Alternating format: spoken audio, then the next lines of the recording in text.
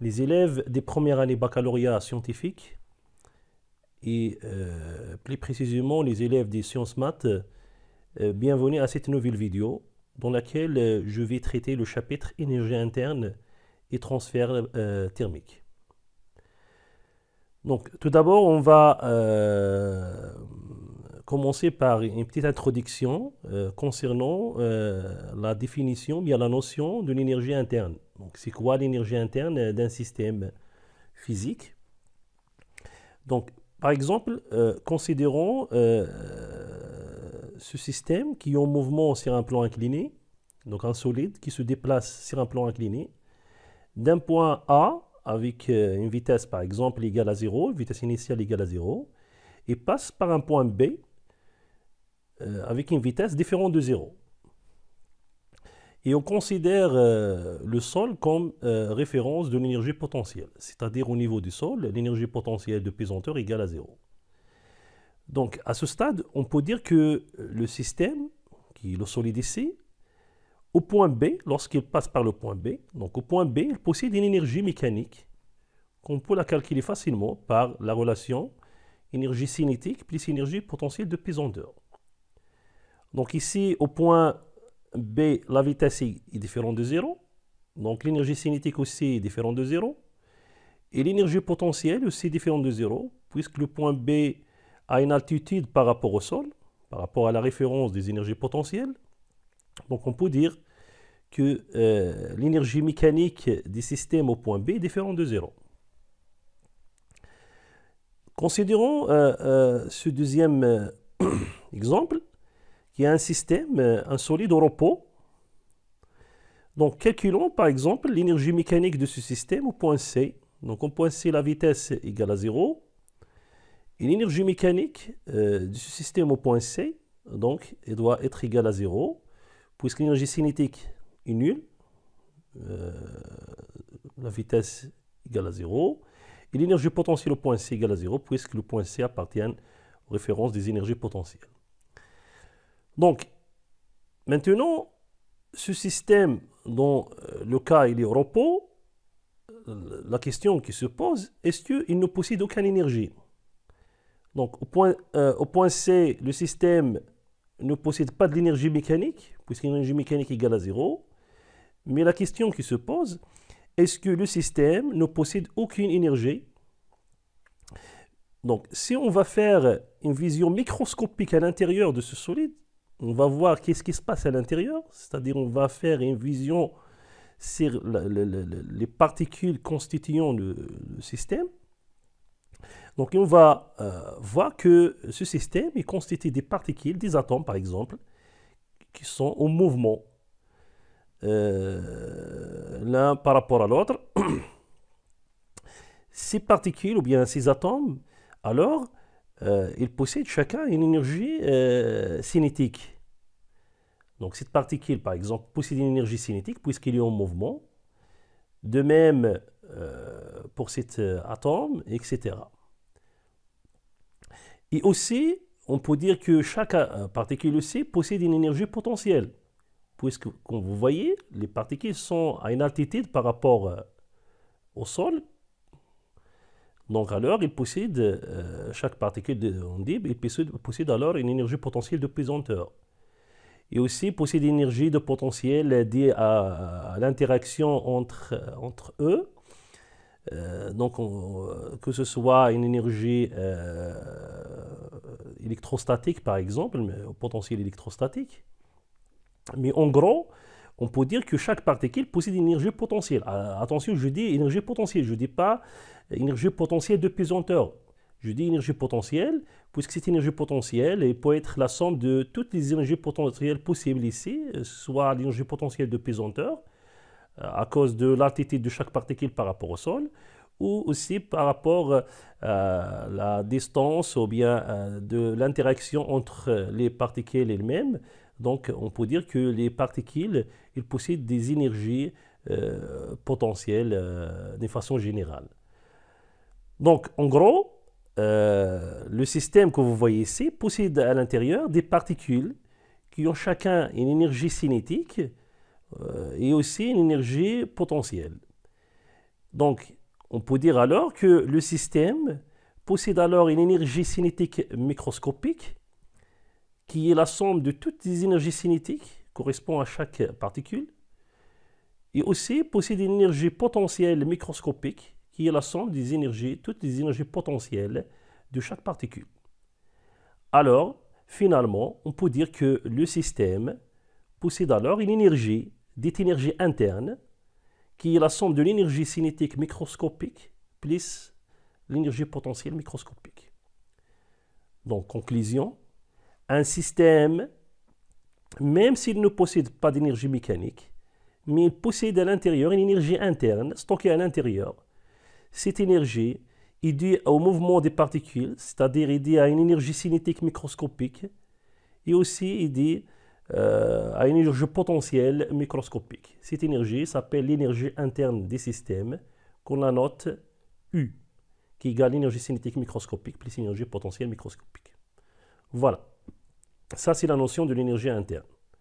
On passe maintenant à la variation de l'énergie interne, ce qu'on appelle le premier principe de la thermodynamique. Donc, maintenant, on sait que le système, un système physique, il possède à l'intérieur une énergie interne. Maintenant, la question, est-ce qu'on peut varier cette énergie? C'est-à-dire, est-ce qu'on peut augmenter cette énergie ou bien est-ce qu'on peut aussi la diminuer? Donc, considérons par exemple un système que vous voyez ici, par exemple la glace, à une température, température par exemple est inférieure à 0 degré Celsius, qu'on peut la traiter dans un état initial, et on fait passer ce système à un état final, on la chauffe, le chauffant, donc on chauffe le système, et on arrive à un état final. Donc ce système dans l'état initial, il possède une énergie interne, UU, à cause des énergies microscopiques, énergies cinétiques microscopiques des particules constituant la glace, et aussi des énergies potentielles microscopiques. Donc, puisqu'on sait que les particules à l'intérieur, les atomes, sont en vibration, en mouvement, donc ils possèdent des énergies cinétiques microscopiques et aussi des énergies potentielles microscopiques. Donc, on peut dire que le système à l'état initial, il possède une énergie interne UU. De même, à l'état final ici, le système qui est de l'eau ici, il aussi possède une énergie interne U finale. Donc, puisqu'on chauffe le système, alors la vitesse des particules, des molécules d'eau sont très grandes, c'est-à-dire on augmente la vitesse et aussi on augmente les distances entre les particules, c'est-à-dire on augmente l'énergie potentielle microscopique. Donc, lorsqu'on chauffe le système, alors vous voyez qu'on augmente l'énergie interne. Donc, on peut dire que l'énergie interne finale est supérieure à l'énergie interne initiale. Donc, qu'est-ce qu'on a fait ici? Donc, on a varié l'énergie interne d'une énergie initiale à une énergie finale en la donnant de la chaleur. Donc, on donne de la chaleur au système pour faire varier l'énergie interne du système. Donc, la variation de l'énergie interne maintenant, c'est l'énergie interne finale moins l'énergie interne initiale égale à la chaleur portée au système. Donc, conclusion ici. Donc, un système qui possède une énergie interne, donc on peut faire varier l'énergie interne en donnant au système une chaleur. Donc, si le système il reçoit de la chaleur, alors on peut compter cette chaleur positivement. Q est supérieur à 0. Maintenant, on peut aussi imaginer une situation que dans un état initial, on a de l'eau chaude et qu'on l'a refroidie pour arriver à de l'eau froide. Donc, dans ce cas, on fait diminuer de l'énergie interne, c'est-à-dire que l'énergie, que le système, il cède de la chaleur au milieu extérieur. Donc, le système il peut aussi céder de l'énergie sous forme de chaleur au milieu extérieur, et dans ce cas, on compte la chaleur négativement. Donc, en gros, un système, on peut varier l'énergie interne d'un système en la donnant de l'énergie, de la chaleur par exemple. Donc, dans ce cas, on augmente l'énergie interne des systèmes, ou bien on fait extraire de la chaleur des systèmes c'est-à-dire le système cède la chaleur au milieu extérieur. Dans ce cas, on fait diminuer de l'énergie interne. Voilà, donc maintenant on a à répondre à la question, est-ce qu'on peut varier de l'énergie interne? Oui, on peut varier de l'énergie interne en donnant au système soit de la chaleur ou bien on sédant ou bien on extrait du système de la chaleur. Donc la variation de l'énergie interne égale à Q. Si le système il reçoit de la chaleur alors Q positif, donc on fait augmenter de l'énergie interne, c'est-à-dire U final est supérieur à U initial. Et si le système il cède de la chaleur au milieu extérieur, donc on compte la chaleur négativement, donc Q négatif, alors la variation d'énergie est négative, c'est-à-dire que l'énergie finale est inférieure à l'énergie interne initiale. Attention, on peut aussi faire varier de l'énergie interne en donnant au système un travail fait par une force F. Dans ce cas, en considérant par exemple ce système constitué par un gaz qui se trouve dans un cylindre, ce cylindre est muni d'un piston, donc on peut faire déplacer le piston pour faire compresser le gaz ou bien la dilater. Dans ce cas, par exemple, on fait appliquer de la force F sur le piston pour faire déplacer le piston vers le bas. Et dans ce cas, on fait compresser du gaz, par exemple. Alors maintenant, dans ce cas, le gaz a une pression P supérieure à la pression dans l'état initial. Donc maintenant, on passe d'un état initial à un état final en appliquant une force sur le piston. C'est-à-dire on communique un travail au système qui est ici le gaz. Donc l'état initial, le système possède une énergie interne UI initiale qui dit toujours à l'énergie microscopique, cinétique microscopique des particules et énergie potentielle microscopique. Et on passe à un état final avec une énergie interne finale, U finale. Cette énergie finale, rien d'autre, supérieure à cette énergie, l'énergie initiale, l'énergie interne initiale.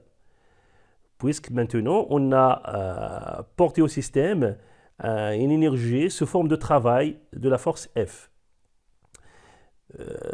Est-ce que la force F a un travail? Oui, puisque le point d'application de la force F il se déplace d'un point A à un point B.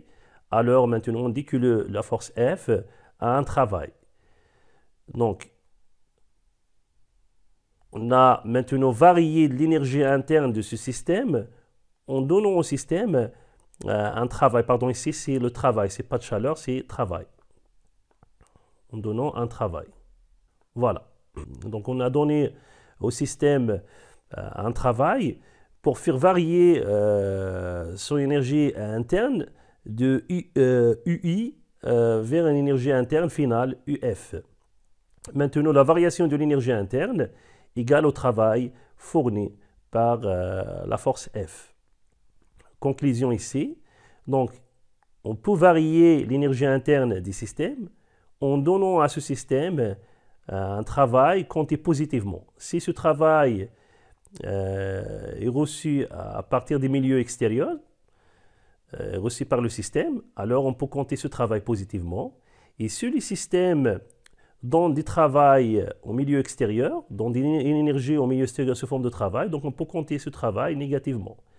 Par exemple, dans le cas en passant de l'état final à l'état initial, donc le système passe d'une énergie interne plus grande à une énergie interne plus petite, c'est-à-dire que le système perd de l'énergie. Et il perd de l'énergie sous forme de travail puisque le piston il se déplace vers le haut. Maintenant, de l'état final à l'état initial, le piston se déplace vers le haut. Alors le système il donne de l'énergie au milieu extérieur sous forme de travail.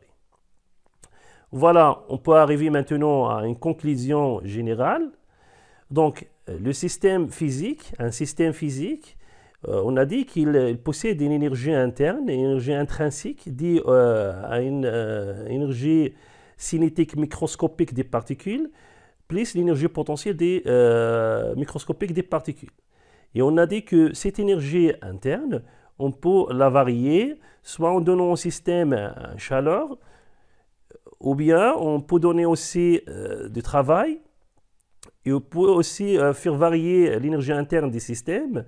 On fait perdre de l'énergie, le système il perd de l'énergie, il donne de l'énergie sous forme de chaleur au milieu extérieur, ou bien il donne une énergie sous forme de travail au milieu extérieur.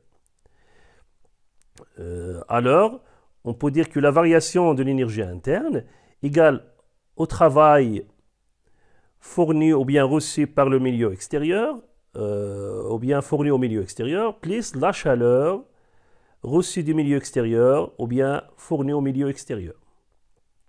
Donc, la variation de l'énergie interne du système se fait soit par le travail, soit par de la chaleur, ou bien soit par les deux à la fois. Donc, on peut imaginer un système, par exemple le piston et le cylindre, et on faut chauffer ce cylindre. C'est-à-dire, dans ce cas, on fait déplacer le piston, c'est-à-dire on donne du travail au gaz, et aussi on la chauffe, c'est-à-dire on donne de la chaleur. C'est-à-dire, dans ce cas, on a fait varier de l'énergie interne en donnant au système le travail et aussi de la chaleur. Donc, en général, la variation de l'énergie interne se fait par le travail et de la chaleur. Donc, ce principe, il s'appelle premier principe de la thermodynamique. Donc, pour bien comprendre cette situation, je propose cet exercice d'application. Donc, on va lire l'exercice. Choisir la proposition vraie. Donc, on fournit 50 joules à un système par travail et le système cède au milieu extérieur 100 joules sous forme d'énergie thermique, c'est-à-dire sous forme de la chaleur. Vous voyez ici, dans l'énoncé, on a dit on fournit au système 50 joules sous forme de travail, c'est-à-dire notre système, il reçoit une énergie sous forme de travail à pour valeur 50 joules. Et notre système cède au milieu extérieur 100 joules sous forme de chaleur. Donc notre système, il perd de l'énergie sous forme de chaleur, donc il cède de l'énergie au milieu extérieur, à pour valeur 100 joules. Première question, on va choisir la bonne réponse. L'énergie reçue par le système, est-ce que c'est moins 50 joules ou bien 50 joules? Donc, puisque le système, on a fourni 50 joules par travail au système, c'est-à-dire cette énergie, c'est sous forme de travail, c'est W. Donc, puisque le système, il reçoit de cette énergie, alors il va compter positivement. Alors, la bonne réponse, c'est W égale 50 joules. Deuxième question, l'énergie cédée par le système au milieu extérieur. Donc, puisque l'énergie est cédée, donc le système il cède de l'énergie, c'est-à-dire il perd de l'énergie sous forme de chaleur, alors cette chaleur, il compte négativement. Alors, la bonne réponse, c'est Q égale moins 100 joules. Troisième question, la variation de l'énergie interne.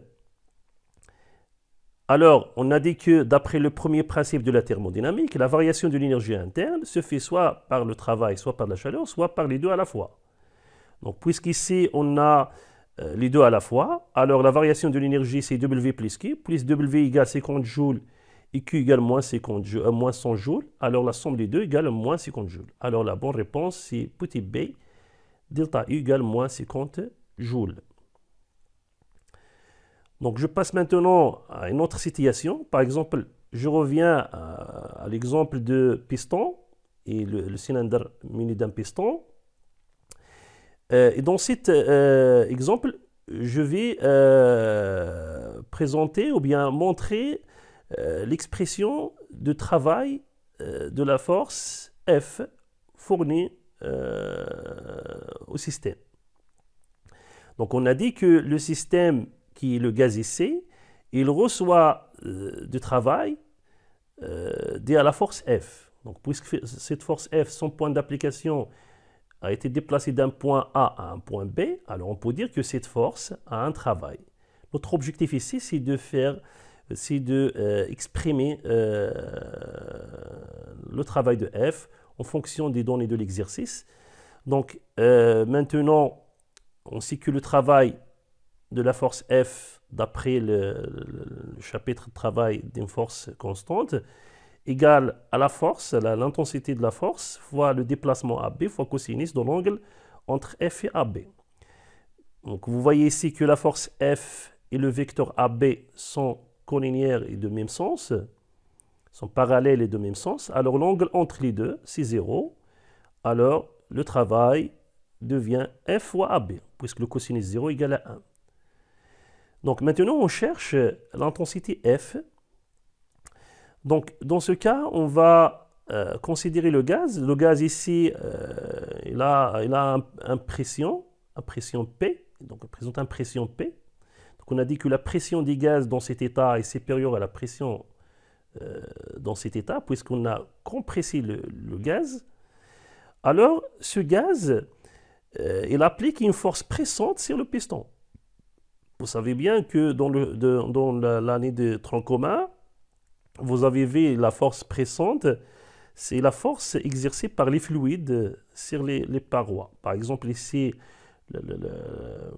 la pression, ici le gaz présente une pression, donc il va appliquer une force pressante sur le piston. Cette force est dirigée vers le haut, qu'on note par exemple F'. Donc on sait aussi que l'expression de cette force, l'intensité de cette force, égale à la pression fois la surface du piston. Donc F' égale à P fois S. Et donc, puisqu'ici, le piston, dans cet état, est dans un état d'équilibre, il est en équilibre, les intensités de ces forces sont égales, puisque le piston est en équilibre, il se met à deux forces. Donc, on considère que la masse du piston est négligeable pour négliger le poids du piston. Donc, le piston, il se met à deux forces, qui est la force F, et aussi la force F', c'est la force pressante exercée par le gaz sur le piston. Donc alors on peut écrire via l'équilibre des pistons que F égale à F' égale à P fois S. Donc on remplace alors dans cette expression F par P fois S. Donc le travail il devient P fois S fois AB. Maintenant la surface fois AB. AB ici représente le déplacement, il peut représenter aussi donc, la hauteur de cette portion du cylindre. Donc alors la surface fois la hauteur représente le volume. Donc on peut schématiser le cylindre par cette illustration. Vous voyez ça c'est le piston et ça c'est le déplacement. Alors la surface fois le déplacement représente alors cette portion de volume qu'on note delta V. C'est le volume de cette portion du cylindre. Alors S fois AB représente delta V. Donc cette portion de volume, pour calculer cette portion de volume, alors le volume que vous voyez ici, dans cette portion, égale le volume du cylindre à l'état initial, c'est-à-dire on peut la noter VA, moins le volume du cylindre dans cette situation, c'est-à-dire le volume des gaz dans cet état et le volume des gaz dans cet état. Donc, cette variation de volume qui est delta V, donc le volume que vous voyez ici, c'est le volume des gaz à l'état initial moins le volume des gaz à l'état final. C'est VA moins VB. Voilà, ça c'est l'expression du travail fourni au système pour faire varier l'énergie interne égale à la pression des gaz à l'état final fois la variation de volume, le volume VA moins volume VB, le volume le plus grand moins le volume le plus petit, puisqu'on a dit que le travail ici, puisqu'il était fourni au système, alors il va compter positivement, W égale W supérieur à 0. Donc, égale la pression fois la différence de volume. Le travail, c'est une énergie, alors il est en joules. Pression est en pascal. Et les volumes sont en mètres cubes. Alors, afin de bien comprendre cette première partie de cours, donc je vous laisse avec cet exercice et que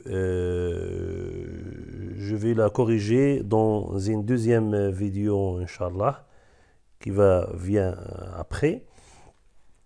Donc je vous laisse avec cet exercice. On va lire l'énoncé de l'exercice. Donc on dispose d'un cylindre adiabatique.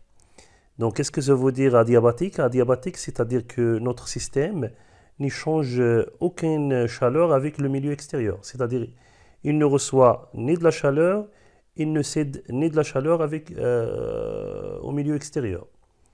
C'est-à-dire, la seule façon d'échanger de l'énergie avec le milieu extérieur, c'est de travail. C'est-à-dire que notre système, il peut recevoir de la chaleur, reçoit du travail des milieux extérieurs, il peut aussi fournir du travail au milieu extérieur, mais pas de la chaleur. C'est pour cela qu'on dit un système est adiabatique, c'est-à-dire c'est un système qui ne change aucune chaleur avec le milieu extérieur. Donc on dispose d'un cylindre fermé par un piston notamment adiabatique de masse M égale 500 grammes et de section S égale 1 décimètre au carré, pouvant se déplacer verticalement sans flottement. Le cylindre contient un volume V égale 1 litre d'air. Donc notre système alors c'est un gaz, c'est de l'air qui se trouve à la température 20 degrés Celsius.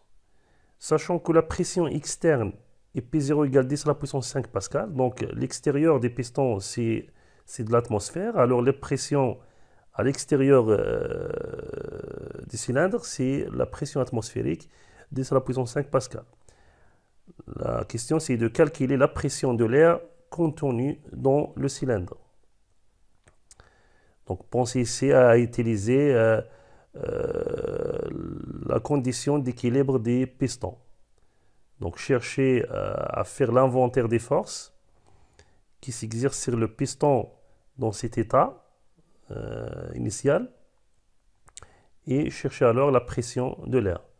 Deuxième question, on place sur le piston un solide C de masse M égale à 1 kg, c'est-à-dire on applique une force F sur le piston.